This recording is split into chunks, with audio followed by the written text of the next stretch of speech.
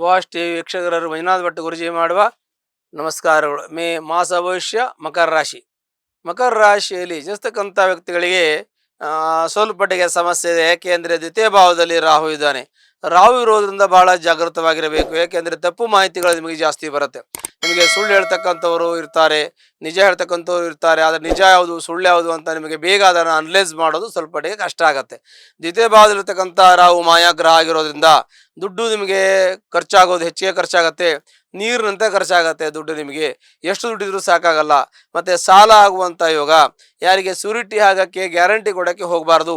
ಹೋದರೆ ನಿಮಗೆ ತೊಂದರೆ ಬರುವ ಸಾಧ್ಯತೆಗಳಿರುತ್ತೆ. ಹಾಗಾಗಿ ಬಹಳ ಜಾಗ್ರತೆ ವಹಿಸಬೇಕು.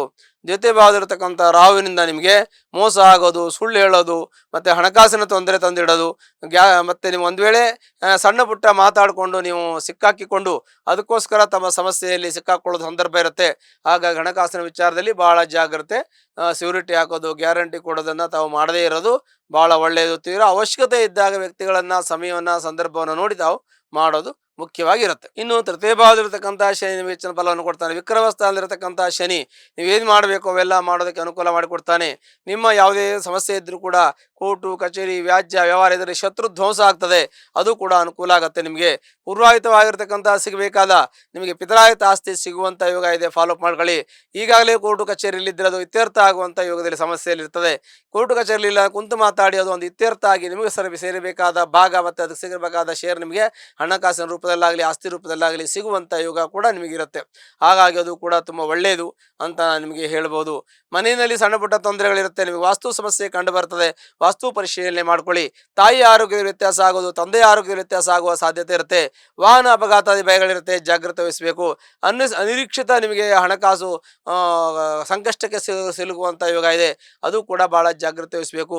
ಕೋರ್ಟು ಕಚೇರಿ ವ್ಯಾಜ್ಯ ವ್ಯವಹಾರದಲ್ಲಿ ಸಿಕ್ಕಾಕಿಕೊಳ್ಳುವಂಥ ಯೋಗ ಇದೆ. ಅದಕ್ಕೂ ಕೂಡ ಭಾಳ ಜಾಗ್ರತೆ ವಹಿಸಬೇಕು. ಪ್ರತಿಯೊಂದನ್ನು ಕೂಡ ನಮ್ಮ ಜಾಗ್ರತೆಯಿಂದ ಎಲ್ಲವನ್ನು ಸರಿ ಮಾಡ್ಕೋಬೋದು. ನಮಗೆ ಸಂಬಂಧ ಇಲ್ಲ, ನಾವು ಮುಟ್ಟಕ್ಕೆ ಹೋಗಬಾರ್ದು. ನಮಗೆ ಎಷ್ಟು ಅವಶ್ಯಕತೆ ಬರುತ್ತೆ ಅದಕ್ಕಷ್ಟು ಮಾತ್ರ ನಾವು ಮಾಡ್ಕೊಂಡು ಹೋಗಬೇಕು.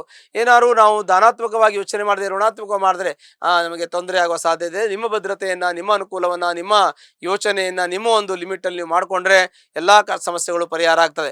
ವಾಹನ ಅಪಘಾತಾದಿ ಭಯಗಳಿರುತ್ತೆ. ವಾಹನ ಅಪಘಾತದಿಂದ ಭಯಗಳಿಗೆ ವಾಹನವನ್ನು ಹುಷಾರಾಗಿ ಇರಬೇಕು, ಜಾಗ್ರತೆಯಿಂದ ಚಲಾಯಿಸಬೇಕು. ಅನವಶ್ಯಕ ತಿರುಗಾಟಕ್ಕೆ ಹೋಗಬಾರ್ದು.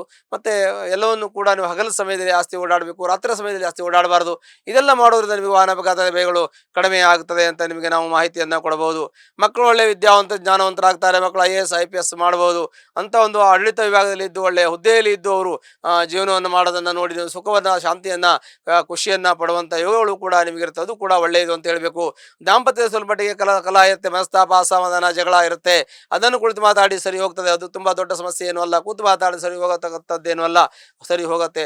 ಕೆಲವು ಸಮಯ ಸರಿ ಇಲ್ಲ ಅಂದರೂ ಕೂಡ, ಕೆಲವು ಸಮಯ ನಮಗೆ ಸರಿ ಇಲ್ಲದೇ ಇದ್ದರೂ ಕೂಡ ಕೆಲವು ಸಮಯ ನಮಗೆ ತಾನಾಗಿ ಒದಗಿ ಬರುವಂಥ ಯೋಗಗಳು ಇರುತ್ತೆ. ಹಾಗಾಗಿ ಅದು ಕೂಡ ನಿಮಗೆ ಒಳ್ಳೆಯದಾಗುತ್ತೆ.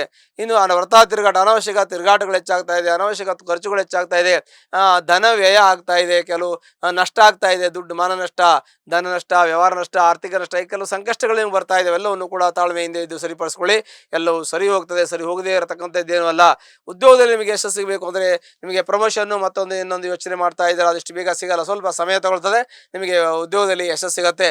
ಸ್ವಲ್ಪ ಹಠದ ಸ್ವಭಾವ, ಕೋಪದ ಸ್ವಭಾವ ನಿಮಗಿರುತ್ತೆ. ಸ್ವಲ್ಪ ಮಟ್ಟಿಗೆ ತಾಳ್ಮೆಯಿಂದ ಇದ್ದು ಯೋಚನೆಯನ್ನು ಮಾಡಿ ಪ್ರತಿಯೊಂದನ್ನು ಕೂಡ ತತ್ಕ್ಷಣದಲ್ಲಿ ನಿರ್ಧಾರ ತೆಗೆದುಕೊಳ್ಳೋಕೆ ಹೋಗಬೇಡಿ. ಟೈಮೇ ತಗೊಂಡು, ಸಮಯ ತಗೊಂಡು ನಿರ್ಧಾರ ತಗೊಳ್ಳಿ.